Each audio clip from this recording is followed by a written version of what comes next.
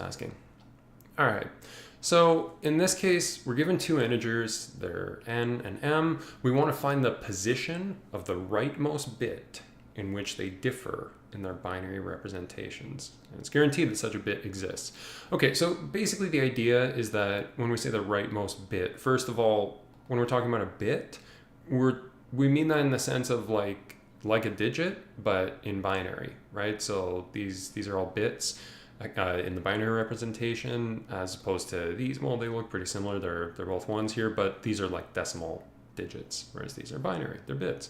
Okay, so anyway, the point is, we're using this example. We've got 1011 and 1101. We want to find, well, counting from right to left, what's the first position where they're actually going to be different? So they both start with a 1 here, so they're not different there.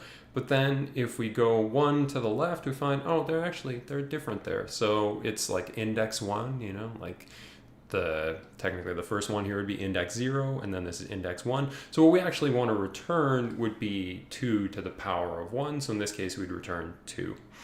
Okay, let's look at another example. I like the way they sort of stack these ones. It makes it a little easier to see. But if we have 7 and 23, 7 can be expressed in binary as this, 00111.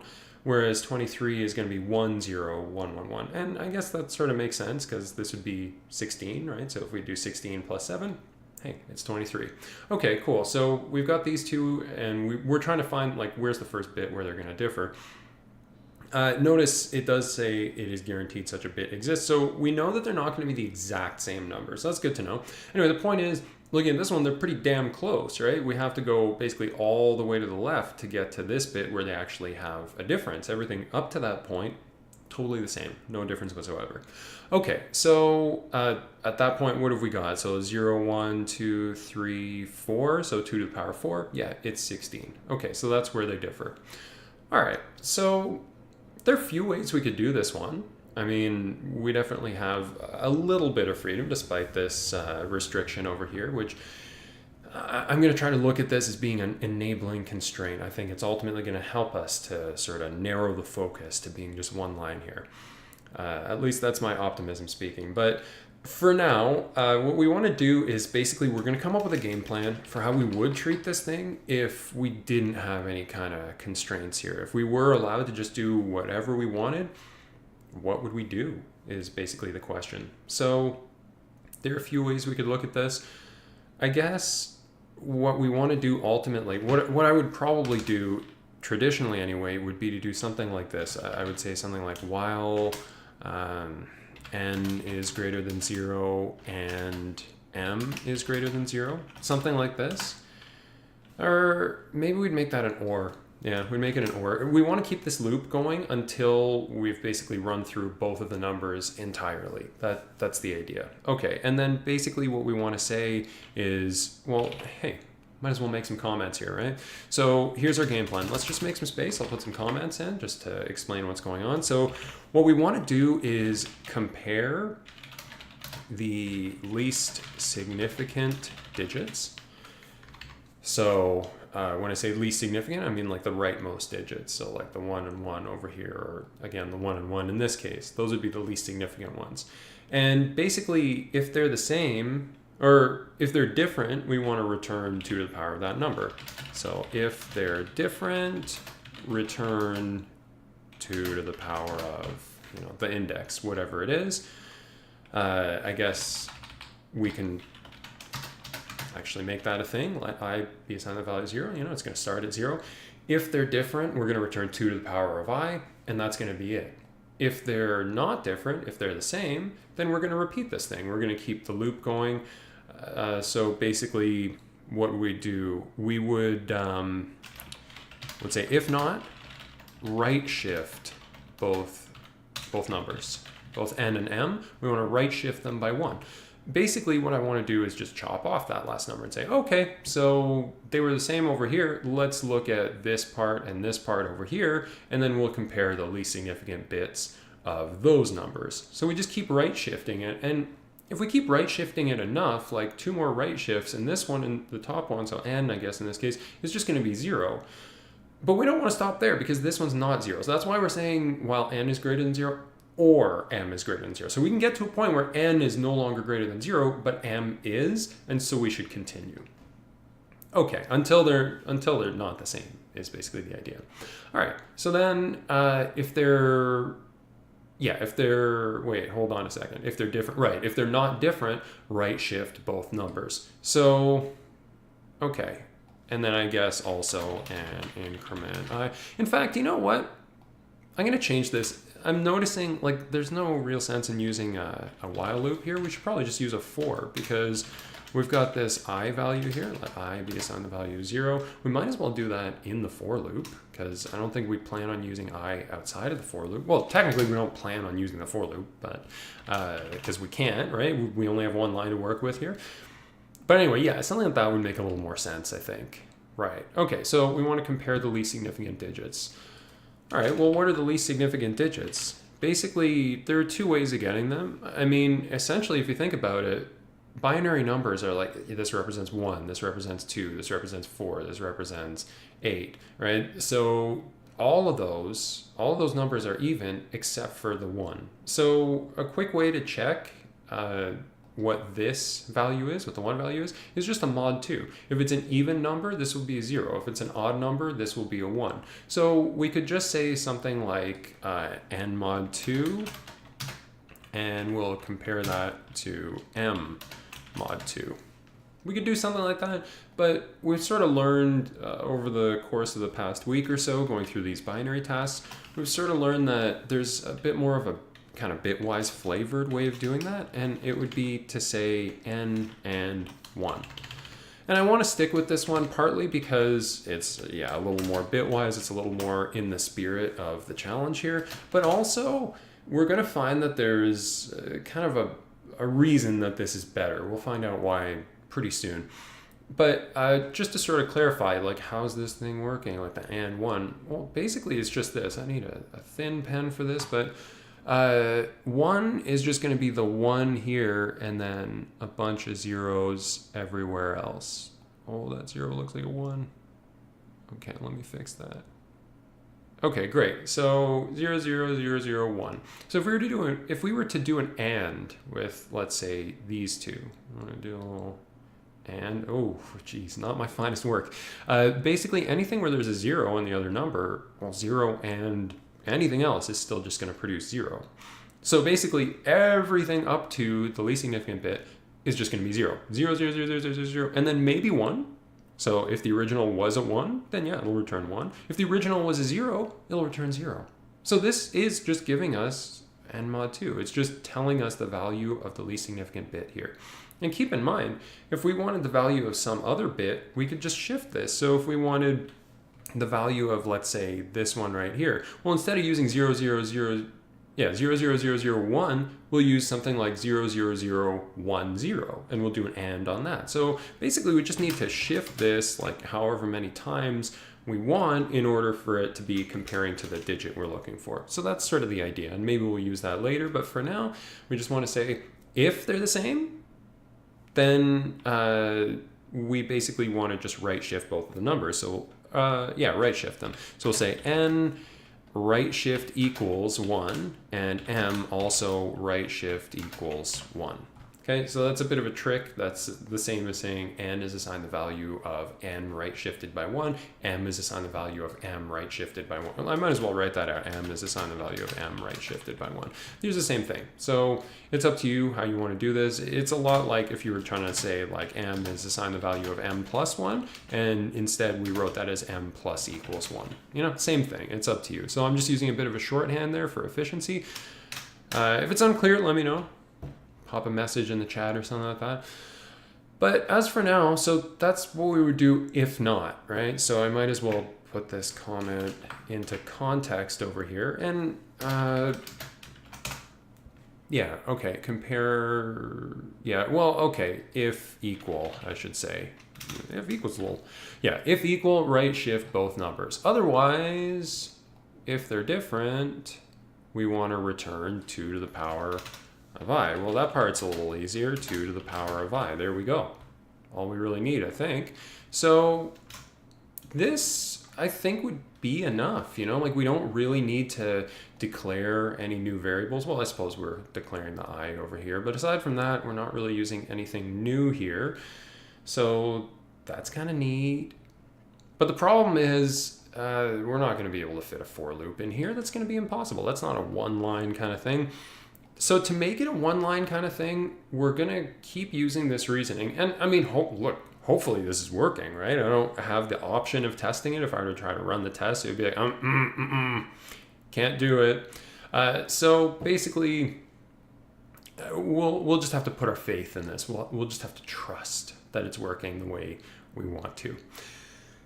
But maybe we can modify it in such a way that it can become one line. And in fact, yeah, we can. So let's do that. Basically, what we want to do is instead of running a loop on this, instead of doing the for loop or the while loop like we had before, up to you, but instead of running a loop at all on this thing, what we really want to be doing is we'll make it a recursive function. So this is kind of a common situation. I mean, in general, you sort of have this as an option.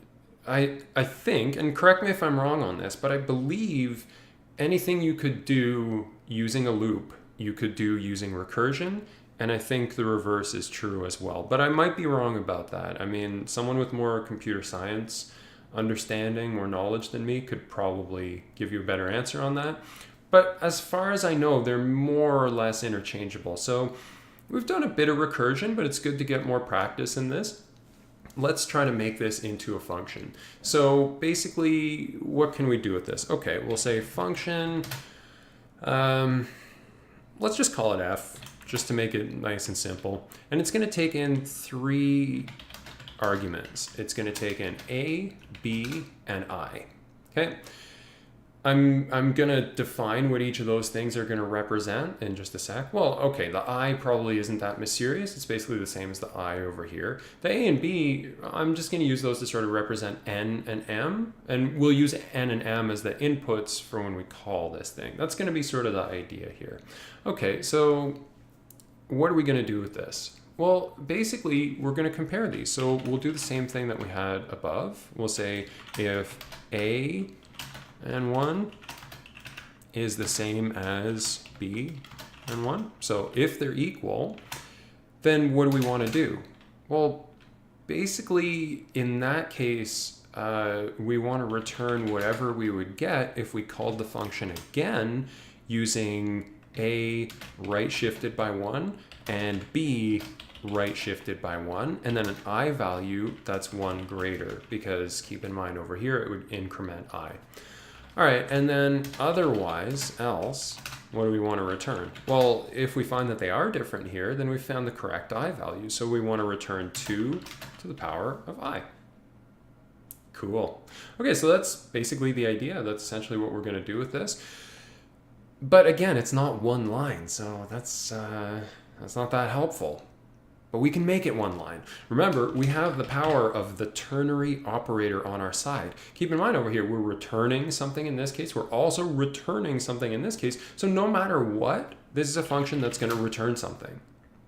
What's it going to return? Or I guess a better question is, what does it depend on? So let's put this in here. We'll pull a question mark.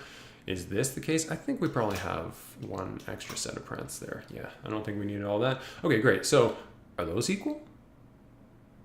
If so, we want to return this thing. So let's get that up there. And if not, in the opposite case, we want to return 2 to the power of I. So let's get that in there. Okay, and then that's just going to replace all of this whole if thing. So we're still not quite there. We don't exactly have a one-liner yet, but hey, we're getting pretty damn close. And then if we wanted to actually answer this thing, we'd have to call this function. So what we would actually return in the end would be something like f at n, m, and 0. So n and m, because that's what a and b are. Those are the numbers that we want to be comparing. The 0, because that's what I starts as. Like it's just equivalent to this over here, the let I be assigned the value of 0. Same thing. Okay, so we're starting with a 0 and we're working up from there. So my claim is that this right here, these two things, this function and then the return over here, they're going to be equivalent to all of this stuff up here. At least that's my claim. And I am going to have to delete this stuff in just a sec. But before I do, we need for this to be one line. It's not good enough to have a function here and then a return afterwards. We need basically just the return. So let's first make the function a one-liner.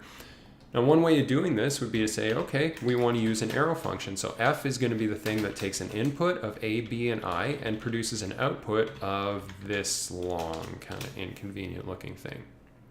Okay, so then from there, we've got f. We're declaring it, we're defining it. Let me just make the line a little longer. There we go. And what we want to return is that function with an input of n, m, and 0. But check it out. The function f is just this whole thing up here, right? So we could technically just parenthesize all this and just directly call it. As we're like declaring it, as we're defining it, we're going to call it. So we're going to put it in right there. And basically, I think this should work for us. Unless we made a terrible mistake somewhere, this should be working. So let's find out. Okay, it's all in one line there. This is a big moment, but let's try it. We'll run the sample test on this, and there we go. It's passing them. Okay, so that's pretty cool. Is it going to pass the hiddens as well? Let's find out. Yeah, it does. Okay, great. Well, that's good news, right? Let's get out of here. Okay, so first things first, let's just do a couple of undo. Well, yeah, just one undo, I guess, because I just want to show sort of the comparison between these, I guess. They are doing the same thing. It did get us the win here, right? It passed all the tests. But I'm wondering if we could modify this slightly.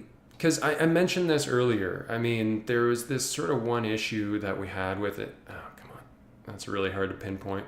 Okay, so there's this one issue we had with it where, or at least, okay, I shouldn't say an issue. There's one thing we mentioned before, which is that over here, we could do this a little bit differently, right? Because basically we're saying compare the numbers, and then if they're still equal, modify the numbers, send them further to the right, and always compare the least significant bit. We're basically just saying, okay, all right, I need to turn down the thickness again. So we're saying these last two here, compare them. Are they equal? Yeah, they are. Okay, forget about them. Now take the next two. Are they equal? Yeah, okay, forget about them. Now get the next two. Okay, my pen's not thin enough. But anyway, the point is, you get it, right? We're always looking at the least significant bit, then we're chopping it off, looking at the least significant bits, chopping them off. We're continuing that process. But what if instead we didn't want to modify the numbers? What if instead we just wanted to actually go through and compare each digit at a time? So instead of looking at the least significant one, we then looked at the second least significant one, and then the third least significant one, etc., right? So instead of doing it like this, instead of modifying the numbers, we can modify the thing we're comparing it to. So instead of n and 1 each time, we can say n and 1 left shifted I times, and compare that with m and 1 left shifted I times. So basically what I'm trying to say is normally we have this little thing down here that we're comparing it to, right? And it's basically, oh, that's way too big. Okay, hold on. I need to be precise about this. We got this thing down here, 0, 0, 0, 0, 1. Perfect. Okay, so what we were doing before with our comparisons is we were taking the numbers up top and we were shifting those toward the right so that we were always comparing to the right thing here, right? So that this 1 ended up being aligned with the things we wanted to compare to. But now I'm saying we want to do we're going to shift our paradigm here, and instead we're going to left shift the thing on the bottom. Again, it's going to match up with what we want it to. We're not changing n and m now. We're just changing the thing that's comparing to n and m.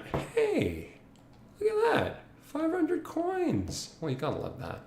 Okay, so getting back on task here, basically we've got this. We're comparing the thing, we're shifting the thing that's comparing to n and m instead of shifting them, n and m themselves. So really, I mean, do we need this? I feel like we kind of don't at this point, right? I is still changing, so this should work. Let's see if we can modify our algorithm down here to match that. And we'll see if we get the same thing. So we'll, no, not 1, I. There we go. 1 shifted left, I times.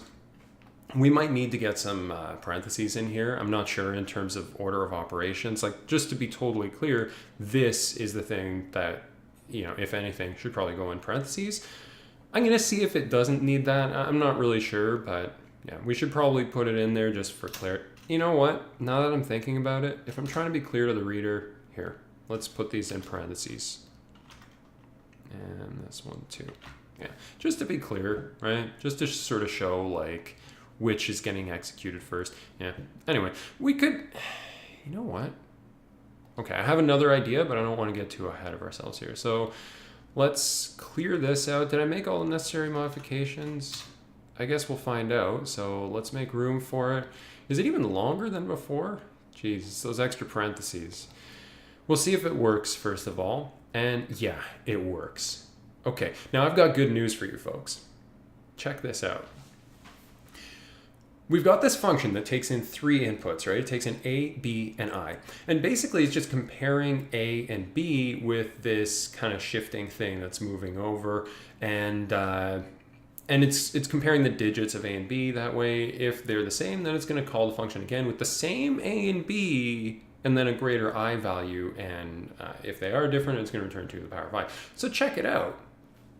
We're calling this with N and M, right? N and M are going to take the place of A and B. Now, before, it was important to have A and B in here because we were actually modifying them. We were actually doing like a right shift on both of these things.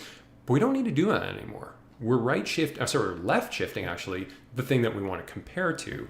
And so we don't need to modify A and B. So we don't need A and B actually, as it turns out. We could just get away with using I in this case. And instead of A and B, let's just use N and M. That's what they represent anyway, right? We're calling it with N and M. Well, now we don't have to. We can just call it with an I value of 0, and we'll make these N and M as well. And now, well, okay, the line is a little less monstrous. So that's good.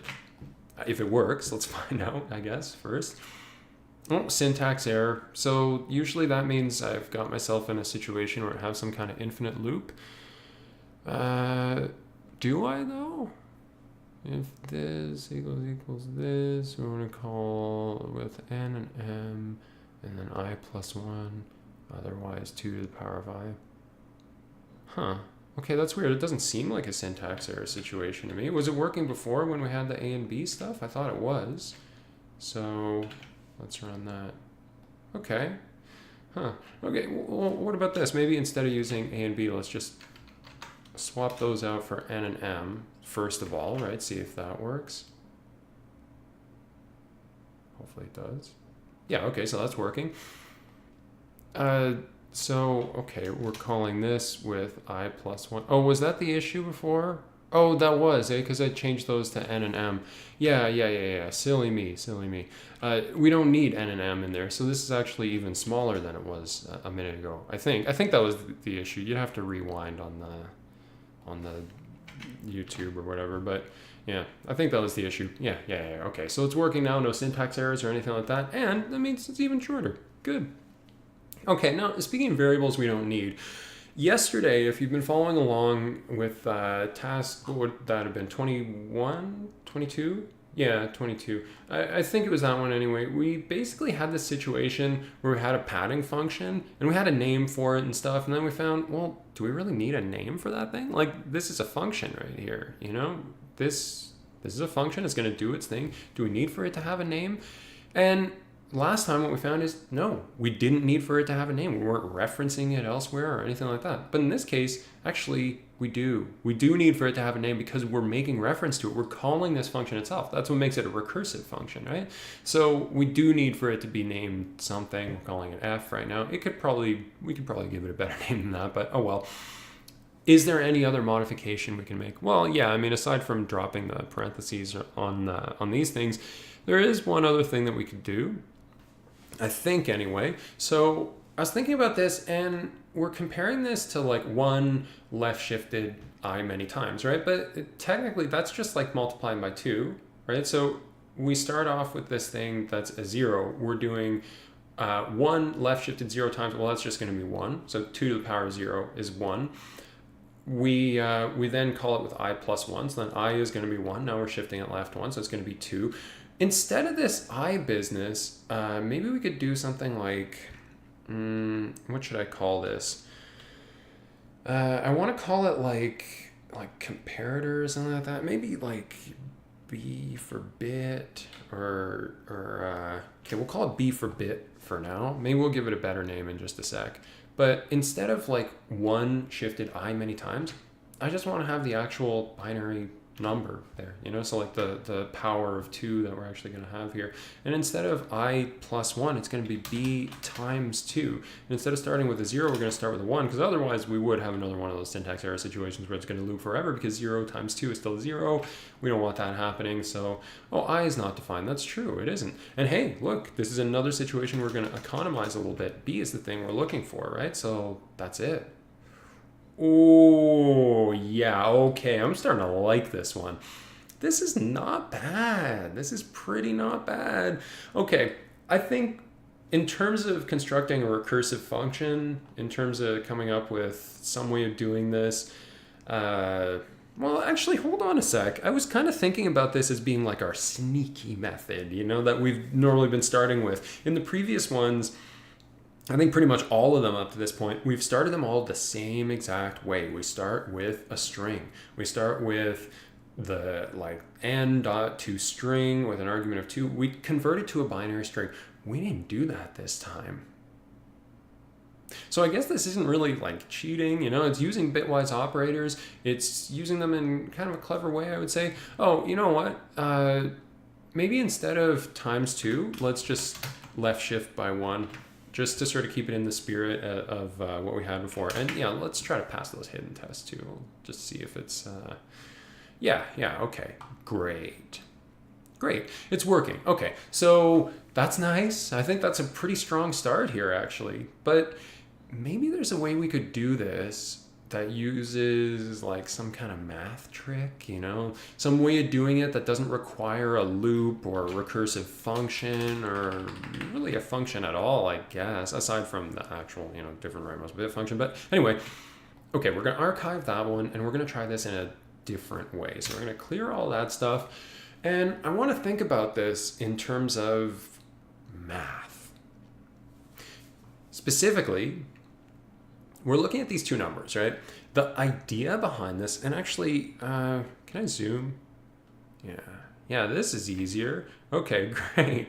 I'm guessing it doesn't look all that nice on stream right now. This is probably not how they were hoping for their UI to look, but anyway, sorry about that. Oh, even this. Oh, okay, what about the, yeah, okay, that's, maybe we should make that a little, yeah, okay, cool.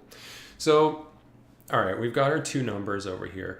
And basically what we're looking for is this, right? Like we want to return basically 2 to the power of this index. We want to return that because that's where they differ, right? But in particular, something that we know from this is that if they differ at this number, or at that bit, at that index, that must mean that everything up to that point is exactly the same. So all of this stuff over here has to be the same. Well, like I said, I want to use a little bit of math here, right? So basically, what I specifically want to do is subtract these. If we were to just subtract these 2 numbers, then what we would find is, well, 1 minus 1, that's going to be 0. 1 minus 1, that's going to be 0. 1 minus 1, that's going to be 0. 0 minus 0, that's going to be 0. So we're going to have a whole bunch of zeros. That's for sure. And then we're going to have something here. We know that they're going to differ at this point. So we're either going to have 1 minus 0, which is going to give us a 1, or we're going to have 0 minus 1. Well, what would that give us? I mean, normally if we were talking about a situation where we were doing like a decimal subtraction, right? Like if we had something like 10 minus 1, you know, if we were to do something like that, then basically the way we would treat it is we'd say, oh, well, 0 minus 1, 0 doesn't have like the power to have a 1 taken away from it. So what we're actually going to do is we're going to borrow from this one. We're going to de-increment that one, and we're going to stick a 1 out in front of this, and then we're going to do 10 minus 1, and that would give us a 9 over here, okay? So we're getting a 9 out of this. We're getting like the highest possible digit out of this. And then we're maybe going to get something else over here. In this case, it would be 0, 0, 0 technically, but we don't really need that. Anyway, the point is we're getting a 9, like the highest possible digit. Well, in this case, the same thing would happen. You know, we'd borrow from the next one. We'd say, okay, so now this is 1, 0, minus 1. Technically, that's 2 minus 1. So we'd get a 1 there. The thing is, we'd get a negative number. So in this case, we're going to have ones like all the way to 32. Remember last time we were sort of looking at these like negative numbers in JavaScript as a 32-bit integer and how it sort of treats that. And basically the idea, I think essentially the way it looks at it is that if this 1 is set, if this bit is set, if there's a 1 over here, then it's going to be a negative number, and so it's going to interpret the rest of it differently. But basically, yeah, in this case, we would get a negative number, which makes sense. Like 7 minus 23, yeah, that probably should be a negative number. What would that be, like negative 16? And I'm pretty sure this is what negative 16 is going to look like. Well, you know, with more ones, but I only have so much space. Okay, so the point is, what I'm trying to say is whether we get a negative number, whether we get a positive number here, we're going to get something where this bit right here is kind of the start of what we want. Like ultimately what we want here, what we want to be returning is just this part here, right? So if we could find a way to just return like the least significant set bit, right? So like the rightmost one that we find in the number. If we could find a way to return that, that'd be really helpful.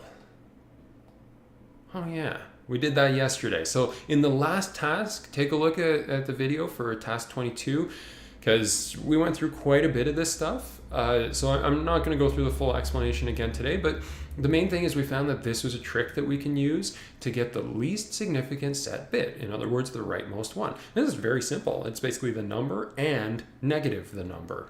Okay, so there's a reason why this gives us the least significant set bit. Let me know in the chat if you really want to see like an explanation of that. But like I said, you can take a look at the video 22 for that. Anyway, as for now, well, let's think about this. So basically what we're saying is that we want to subtract the numbers. We want to subtract n and m. And it turns out the order doesn't matter, because whether we get a positive or a negative, we're looking for this thing, right? This 1 right here is going to be in the right spot, and it's going to be a 1 regardless of what our result looks like. So we're just looking for that thing. So if we basically subtract n and m, do n minus m, and then we'll use this trick, we'll AND it with its negative self, then we should get what we're looking for. I mean, this is what we're looking for, right? We're looking for the 1, 0, 0, 0, 0, so the 16 in this case. Let me go back to a regular zoom. There we go. Oh, cool. And it actually, oh, wait, not that cool, actually. This is not in the right spot, I don't think. Oh, it can actually scroll. So it could be in the right spot. Here, let's line it up. Okay, that was a bit of a quirk I was not aware of. But yeah, 16, so that's 16. 1, 0, 0, 0, 0. Yeah, 16. Great. Okay, so let's do that. Basically, we'll subtract the two numbers, and then we'll use our little hack here to get the least significant set bit. Yeah, let's do that. So we'll do n minus m and negative n minus m. Let's try that. Does that work? Yeah, it works. Well, hey, folks, that's a little simpler than what we had down here, don't you think? That's a little nicer. That's pretty damn nice. Okay, cool. So there are some ways we can modify this, of course. I mean, negative n minus m, that's the same as m minus n, right? So we could do it this way. In fact, hold on a sec. Do we need the parents on this? Can we just do it like that? Wow, that is elegant. That is elegant. Wow, that is really nice. I mean, that's symmetrical. Hey, this is a palindrome. That's a palindrome right there. Well, okay, not with semicolon, but that's a palindrome. That's pretty neat, right? That's like poetic. Okay, anyway, I don't want to get too caught up in that. I do want to show you a couple other things that we could do here, but that's pretty neat. Okay, so we're gonna save this one. Maybe we'll bring it back up later because it's probably gonna be my fave, TBH. As for now, though, we were sort of looking at this earlier and saying like n minus m, and then we want to compare it to negative n minus m. I want to sort of use that to talk about another concept here, which is basically the idea that, well, we're doing n minus m over here, and then we're doing n minus m again over here. Do we really need to do it twice? I would say no. Instead, let's assign m the value of n minus m. So we'll do n minus equals m, and then we've already subtracted the m from it, so all we need here is negative n. In fact, probably that's enough. So hey, not bad. I don't know if we need the parentheses on this one. I mean, if it's like the one below, maybe we don't. It's hard to say though. Yeah, okay, so it isn't looking at that one exactly the same way. So let's try running that. And there we go. Okay, so that's a little better. Or is it? I don't know. I don't know which one takes up more bits over here. Sorry, more bytes, like more characters. Not that that's necessarily like a good thing to be judging the solution by, but you know, when they get this small, it reminds me of code golfing. Point is, let's put a 3 on that one, and let's modify this one. So is there any other modification we want to make to this? Well, not really for this one. We don't really want to modify this one necessarily. What we do want to do is take a look at this in a slightly more bitwise way. I mean, yeah, we're using bitwise operators. We're using this and over here. We're using this like, you know, bitwise hack kind of trick. So that's kind of neat. But it's the minus. The minus is the thing that's making me feel like, but can we do it with bits? You know, like, and yeah, I think we could, because we have all these bitwise operators. You know, we've got and, we've got or, we've got XOR, we've got not. We've been using a lot of these things. We're pretty familiar with them at this point. So what do we really want to be doing over here? What's going to actually indicate, which of those operations would indicate to us where they actually differ? Well, probably not and, because, I mean, they could be both ones and we'll get a 1. They could be both zeros and we'll get a 0. So that's not telling us if they're different. Probably not or either, because, again, we could have 1 or 1. That'll give us a 1. We could have 0 or 0. That'll give us a 0. So really, I mean, I guess only other option would be XOR, if that's going to work. As it turns out, yeah, XOR is exactly what we're looking for, because it's the thing that'll give us a 0 if they're the same and a 1 if they're different. And we're looking for where they're different, so we want to get the 1. If we were to XOR these two things, we would just get a 1, 0, 0, 0, 0. We get 16. That's what we want. So could we just XOR these two things, like n XOR m? Is that enough? Would that work? As it turns out, not quite enough. It's enough for half of them, so that's pretty not bad, right? Like for these ones, yeah, it was enough. But why is it that it might not be? Well, it's because there might be other stuff after. Like, these differed at the leftmost possible position. If there is some other stuff after that, well, then we need to take that into account. You know, they might have a bunch of other different bits, and then we'd get a larger number, not just 16. So really what we want is just the least significant set bit within this XOR result here. So in other words, the exact same thing as what we have down here. So we want to do n XOR m and negative n XOR m. Same thing, right?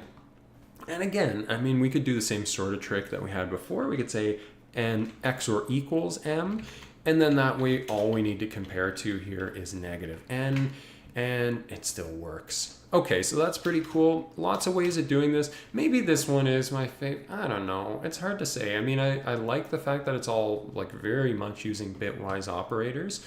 I think this is probably the most, I would say, in the spirit of the question. But I do have to say, I like this. It's captured my heart. Anyway, is there anything left to be said about this one? Let's try submitting it. We'll see if it passes the test. Yeah, it's passing. No problem. Okay, and there we are, alone on the page, JS the game. Come join us. Submit your solution. Anyway, as for now, I think we're probably done with this one, so cool.